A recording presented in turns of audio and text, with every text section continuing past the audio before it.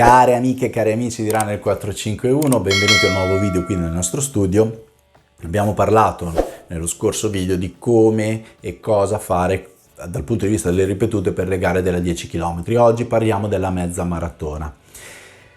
Molto importante avere bene in testa una cosa: la preparazione per la mezza e per la 10 non si discostano molto, ok? Chiaramente i volumi sono diversi, perché la mezza è più del doppio, però dal punto di vista proprio dei sistemi energetici, della anche capacità nostra di stipare come dire, glicogeno e di utilizzo dei vari carburanti per concludere le gare, la mezza e la 10 sono molto parenti, molto di più di quello che è la maratona, dove essendo una prestazione che supera le 2 ore per tutti ovviamente la potenza lipidica, che è importante anche nelle altre due tipi di gare e nella mezza un pochino più che nella 10,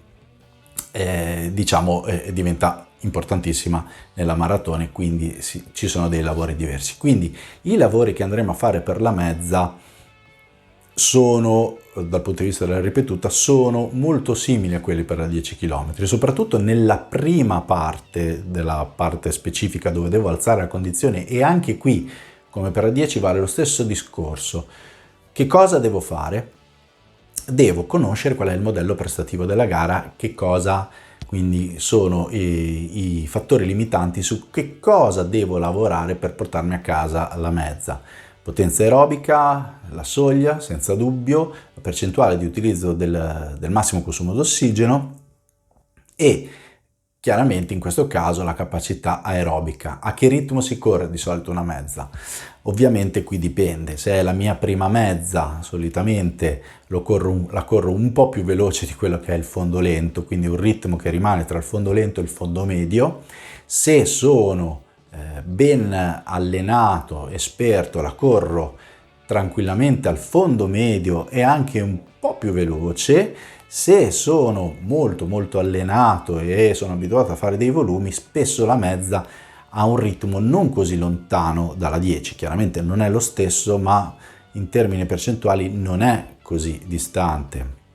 Quindi chi fa, prendiamo sempre l'esempio che abbiamo preso nello scorso video, una 10 a 4 al chilometro può fare una mezza a 4,10, ok?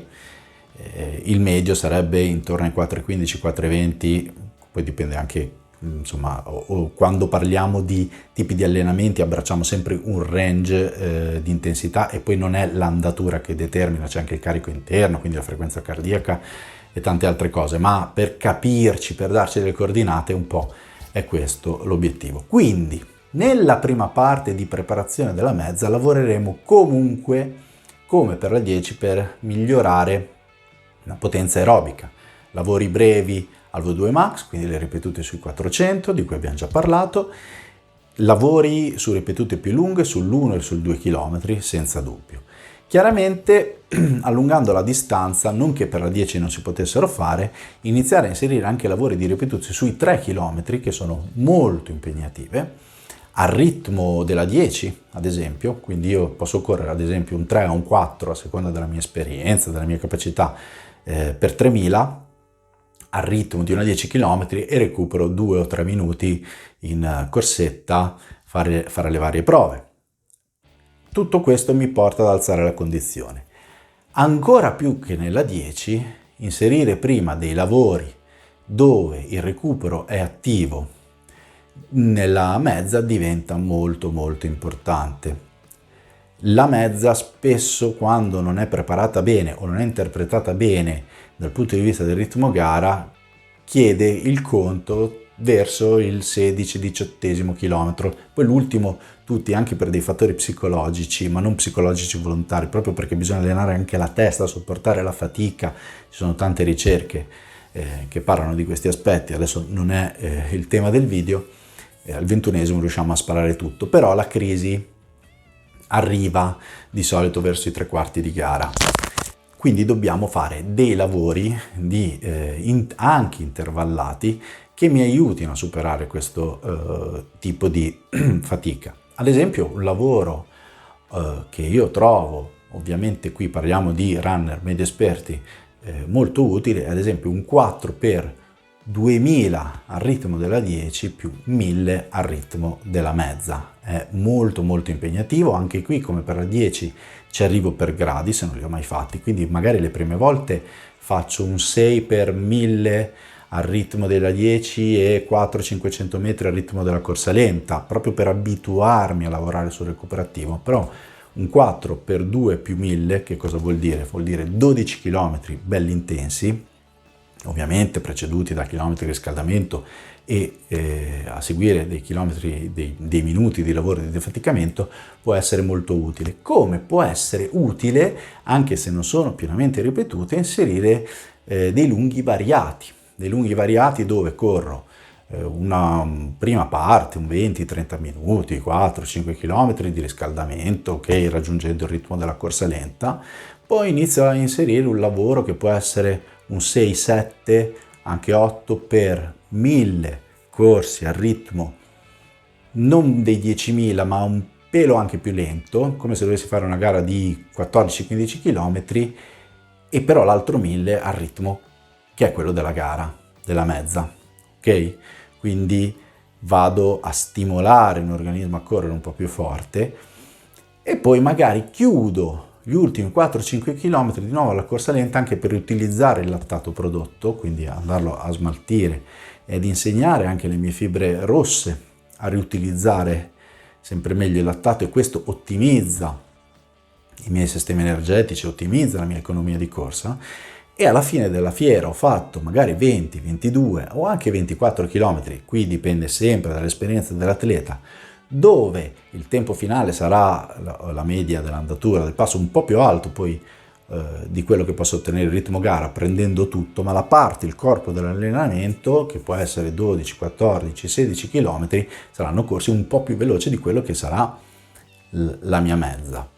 Chiaramente anche qui, come abbiamo detto, come abbiamo detto all'inizio, devo capire nella fase specifica quale sarà il mio ritmo gara, più o meno, ok?